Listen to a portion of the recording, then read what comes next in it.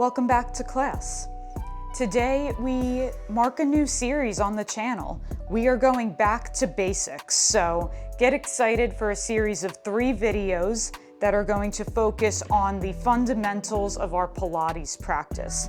So this series is going to be great if you're an absolute beginner to Pilates, if you're just starting out on your Pilates journey and there's some concepts that might still be a little confusing and need a little debunking, or even if you're pretty experienced in Pilates and want to kind of train those foundational movements once more. I find that the more advanced you get, the more you need to go back to the foundations and really work those to deepen the more complex exercises that you do in the future. So honestly, this is a great series for everyone. So I'm really excited to kick this off. We are going to start lying down on the mat, so grab your mat and I'll meet you there. Alrighty, greetings from the floor. We're gonna kick this off with our pelvic tilt drill. So let's set up for success. You're gonna take your feet and you're gonna bring them under your sits bone. So those 2 bony landmarks in your booty, you're gonna find that line and that's the line that your legs will track down. From here, we're going to take our hands, 4 fingers to the front, thumbs to the back of our bony hip points. My pinky fingers are kind of edging towards the hip crease where my thigh and hip bones kind of meet. So that's where you want to be. You want to feel your pelvis underneath you as we go into pelvic tilts. Pelvic tilts are the first thing you will ever do as part of your beginner's journey into Pilates. The mobility and the mindfulness of where the pelvis is in space is going to completely change the chain of the body, and it's going to completely change how we engage the abdominals. So being able to move the pelvis through the range of motion with the correct muscles is going to set us up for success in the future. So let's jump right in. Keeping the hands where they are, you're going to initiate from your abdominals. Feel the front body draw towards the back body, and I want you to begin to smush your lower back to the mat and create a bowl shape with your pelvis. So from here, you're pulling the front body down and you're feeling your pubic bone point up to the ceiling. Your hands are on your hips, so you might feel those 4 fingers lift up a little higher than the thumbs on your back. This position is your posterior pelvic tilt. We're going to take this into the anterior pelvic tilt, which is the opposite. You're going to drop the tailbone. You're going to lengthen the pelvis away from you and lift the lower back off of the mat. So now it's going to feel like the thumbs on your back lift up a little higher than your 4 fingers. Now let's move through that again. You're going to pull the waist down. Feel like the navel doesn't just pull down towards the mat, but slides up towards your sternum as you create a scoop in your pelvis. Now check in here. We want to make sure that the glutes are not controlling this exercise. So if you're squeezing and clenching your butt muscles, or if the hips are even lifted up off the mat, we're not in that tilt that we're looking for. We want to release the glutes and we want to feel length in the lower back as the abdominals pull in and up to create that scoop. Now from here, we do the opposite. You lengthen, take the spine long, and you work that lift of your back. Let's move through this a few more times. We want this to be an isolation of the abdominals. So what do I mean by that? Especially in this posterior pelvic tilt. When we round towards the mat, we don't want the shoulders to lift, the booty to lift, the head to react. Or when we arch the back, we don't want the legs to shift or move around. We want to really focus this in towards the center. So if, for example, you could only see my upper body, you would not know that I was moving my hips. Being mindful and working the initiation from your center.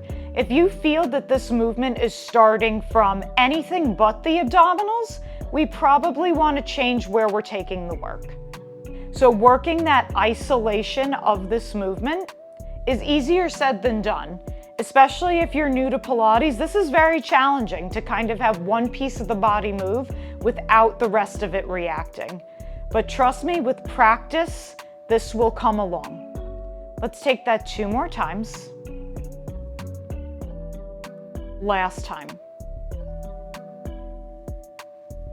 Now from here, I want you to kind of find in between those two extremes. So I want you to feel that tailbone heavy towards the mat. I want you to feel that lower back nice and long. You'll have a little bit of lift in your lower back, which is totally what we're looking for. And I want you to feel those bottom tips of the ribs engaged towards the mat. So this is going to require creating a lot of length in the body. If you feel like it's difficult to keep the ribs down and the tailbone down, and maybe you feel like this kind of crunching feeling is starting to happen, I've got a drill for you. We're going to do this right now. We're going to take a couple of kind of hip lifts, and I call them the attitude hip lifts. They're kind of like side crunches. So keeping the hands on your hips. The pelvis is going to stay level onto the mat. So we're not going to lean right and left with this. All you're going to do is keep the pelvis where it is. You're going to crunch the right side of your body and pull that bony right hip point up towards your ribs. This is going to lengthen the left side and shorten this right side. Now from here, you're going to release that and you're going to change to the other side. And then come back through center and change sides. And come back through center and change sides. We want this to be in isolation as well. So as I lift this right hip, I'm not leaning over to one side. I'm not pressing my legs more into the mat. I'm really isolating the center. I'm pulling my waist in and up. I'm contracting from my side body, my oblique muscles, and everything else is staying soft and still. Let's take this 2 more times. Last time. From here, we turn this into our pelvic clock. So now we combine our anterior and posterior pelvic tilt with our lateral side-to-side movement. So from here, let's start with the posterior tilt. You're going to smush that lower back to the mat, pulling the abdominals in and up. Now with that lower back smushed to the mat, I want you to lift your right hip. Now from here, you're going to lower into your anterior pelvic tilt, keeping that hip hiked, and then keeping that tilt, you're going to change to the other side, and then lower, smush that lower back to the mat. We're on the left side. So we're creating a circle here. So in our posterior tilt, we go to the right, we arch and stay right, we arch and stay left, and then pull it back in. Let's try that 2 more times. So we're working a bit of a circular motion. Try to connect the dots of the movement so that it's more of a fluid circle. And now try the reverse, the hardest thing you'll do today. Reversing is hard. And you want to find that rotation. You want to find a lot of control here. Try to hit each dot and then connect them and find some flow. Let's take that 2 more times. Last time. All right, from here, just release your arms. Maybe you rock a little side to side. And this is a bit of a core workout here for sure. My abdominals are working. All right, now that we have learned how to access all of the points of our pelvis and have kind of seen all the ways in which our pelvis can move about, let's start to find a more neutralized position where we can work the core stability through the entirety of our trunk. So from here, working from the bottom of the pelvis up, I want you to bring your hands into a triangle position on top of your pelvis this time. And I want you to feel this nice and level into the mat.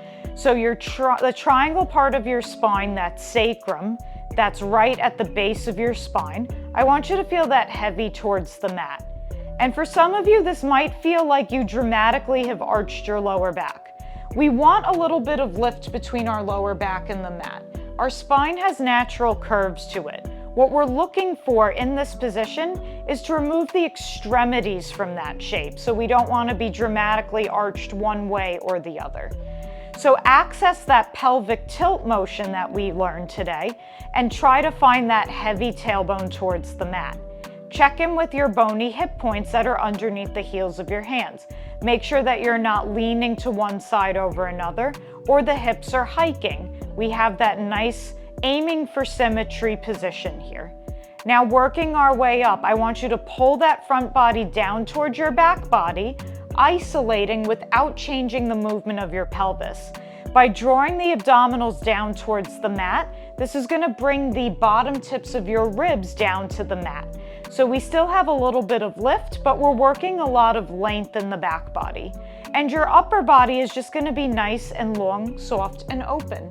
This is a more neutralized position, and you know that you're in the right position if you feel your abdominals working to maintain it. Once I let go of this shape and kind of rest into my natural posture, you notice the difference. Things kind of move around, maybe more asymmetry is discovered in the body. So find the difference between the two. Move through each of these, a more engaged neutral position, and then release it and feel the difference.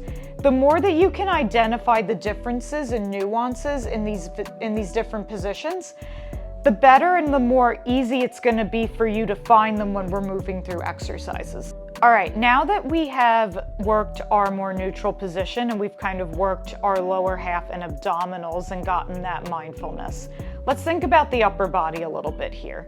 You're going to take your hands away from your pelvis and bring the fingertips long up to the ceiling. And let's move in our shoulder joint. All I want you to do is shrug your shoulders up towards your ears and then slide the shoulder blades down your back. Shrug up and lower down. As you do this, once again, we're treating this as an isolation, so nothing else in the body is changing. Let's take that 2 more times. This last time, plug the shoulders down away from your ears. Now from here, we don't just move the shoulders up and down the back, but the shoulders can also protract and retract.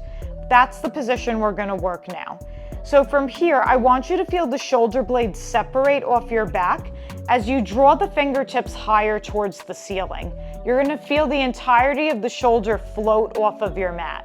Now you're going to do the opposite. You're going to pull the shoulders into the mat and maybe squeeze the shoulder blades a little bit behind you into an extreme position here of squeeze. Now we'll move through that again. You're going to take the fingertips forward and up and then pull it back in. I want you to feel like there's a pencil in between your shoulder blades that you're releasing and squeezing onto. These 2 positions are really important for the shoulder. Last time, and now we're going to work to find that in-between point. I want you to feel the shoulders draw away from the ears, and I want you to find width in your collarbone. So imagining that someone's got one hand on your right collarbone and another hand on your left collarbone, and they're pulling them away from each other. This width is going to not only give you the space to draw the shoulder blades down the back, but more importantly, it's going to give you that room to draw the shoulders into the mat and feel that openness in the upper body. So it's not just about shoulders away from ears, it's about length and width. So in this moment, I feel my shoulder is engaged into the mat and my chest is still nice and neutral. So I'm not super arched and pushing the chest to the ceiling, and I'm not contracting and reaching towards the floor. When I work the width in my collarbones, it really sets my sternum in the right position to keep the stack of the ribs over my hips in that neutral position. All right, now that we have played with our shoulder position, let's start to challenge the stability in the body.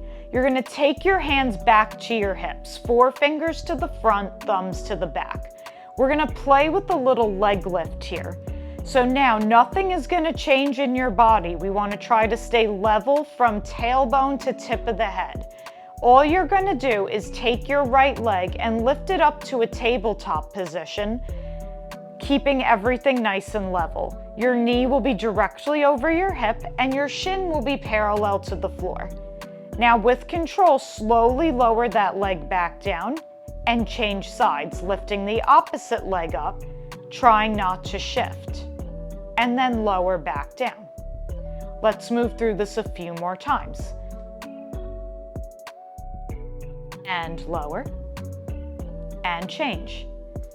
So as you're pulling the leg in towards your center, we want to separate the movement of the leg to the pelvis. So once again, that isolation work, thinking about just the leg moving without taking the pelvis, tucking it to the mat and moving it along with the leg. So you're pulling the abdominals in and up.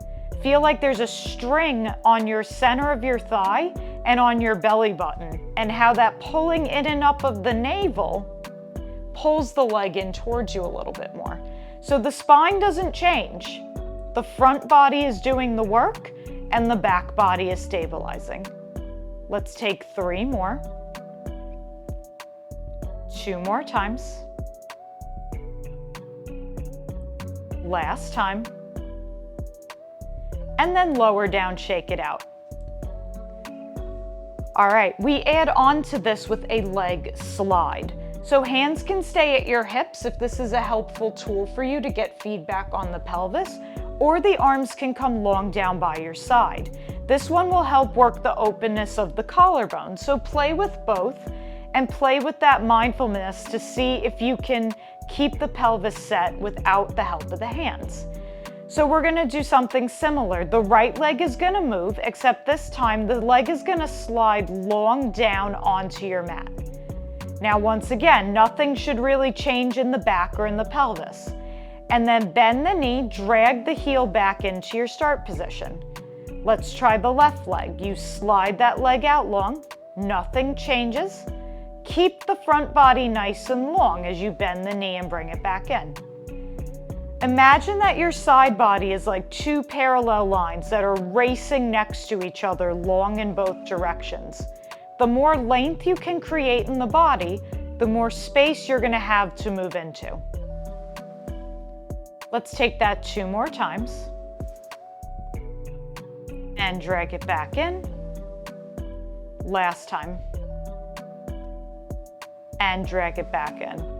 Let's take the thighs into the chest and give the knees a little hug, rock the head side to side. Let's shake this out a little bit. Let's move on and up the ante a little bit. Let's put some things together.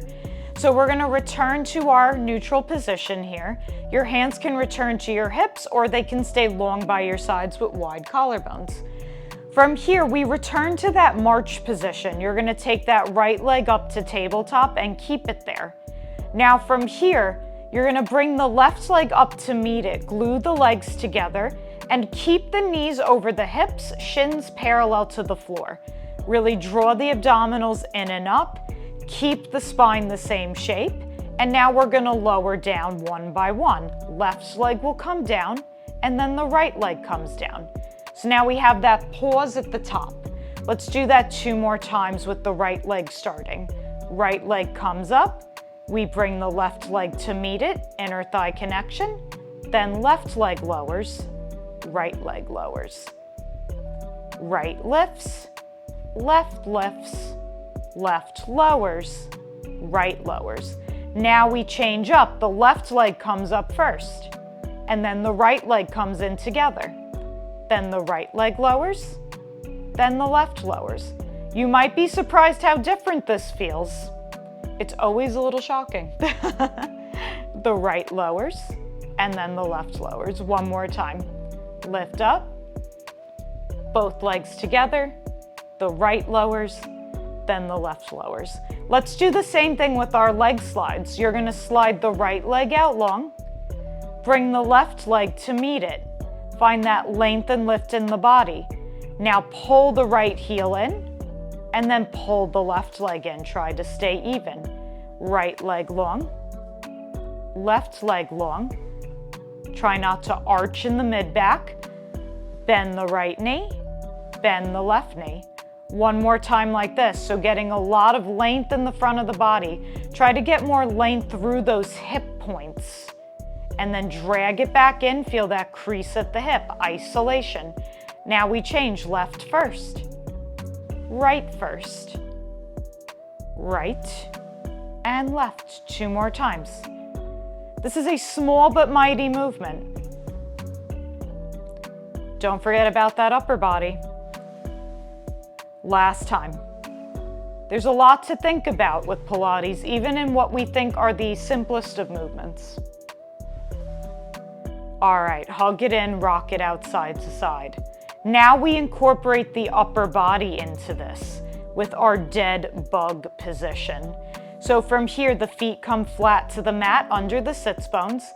We add the movement of the arm. So as the right leg lifts up, the left arm is going to lift up. So we have opposition here. Work that levelness and balance on both sides of the body. And then you hinge at the hip, lower everything back down, and change sides. And lower. As you do this, think long thigh bones. And change. So we don't want to just pull the leg in by bending at the knee. We want to really lengthen from the thigh bone to encourage more abdominal stability. Last set. Last time. Now from here, let's play with the little leg slide. The right leg slides out as the left arm comes up to the ceiling. Maybe we play with taking that arm longer behind us. And with this position, we're working a lot of oppositional length. So try not to give out in the mid-back, pull the abdominals down and in, and keep that shoulder blade down the back. We don't want to take the shoulders up towards the ears. Then you bring everything back in and change sides. You lengthen long, keep the side bodies nice and even, and bring it back in. Let's do 4 more like that. So now we're taking the range of motion a little bit further, which is going to require us to connect more into our abdominals and more into that imaginary center line that's running through our body. And in, this is your last time.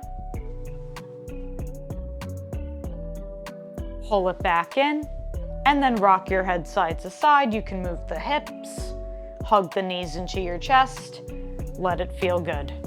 We have made it to the grand finale. We'll close out our little series here with some shoulder bridging. So shoulder bridging combines everything that we've learned and just takes it to a literal new height. So finding that sits bones distance apart with the feet. The way that you know you're in the right position for bridge is if you curl your head, neck, and shoulders up and reach for your heels. If your fingertips just graze your heels, that's a good place to start. We don't want to be too far away or too close because it can affect the knee positioning and might not be the most comfortable. So start there, and then you can always adjust forward and back accordingly. So from here, we combine all of our work. We find our neutral position of the spine. You find those wide collarbones. You have that length in the body, that connection to your center line. So our shoulder bridge begins with the posterior pelvic tilt. You're gonna find your posterior pelvic tilt, drawing the abdominals in and up. Now squeeze your booty for this and begin to peel your spine up off the mat like a sticker, bone by bone, until you come to a long diagonal line. Now from here, use your shoulders. They don't call it shoulder bridge for nothing. Wide collarbones, push the mat away with your arms and find that length in your body. And then slowly come back down the way you came, working through that posterior tilt. We get the upper body down first, then the mid back, then the lower back, and then your tailbone comes all the way back down. So we're exploring the entirety of our spinal flexion and the articulation of our vertebra. Let's take that a few more times. You're gonna posterior tilt, lift on up, find length in your thigh bones. Think of the leg slides we did. How long can the front of the legs get? Can you draw your abdominals in and up and lift your hips a little higher?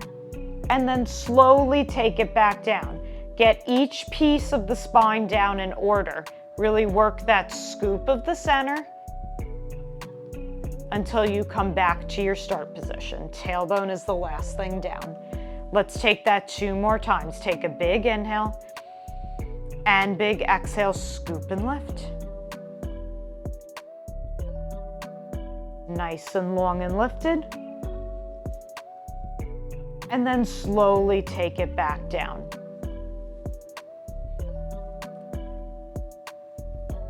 Final time, you're going to tuck and lift, scoop and lengthen, and we're gonna hang out here for a sec. Can you lift the hips a little higher, engaging those abdominals down, that long diagonal line reaching long past your toes, and then slowly take it back down. Upper back, middle back, lower back, tail. Hug your knees into your chest, rock side to side. And that is your little Pilates foundation session. I hope you enjoyed this, and I hope this was a fun way to discover some new nuances in the shapes. Pilates is harder than it looks. We're talking about things that we can't see. So we're talking about the innermost abdominal muscles, and so it's a lot of mindfulness to really get into your body's physiology and start to understand how things move and why they move the way they do.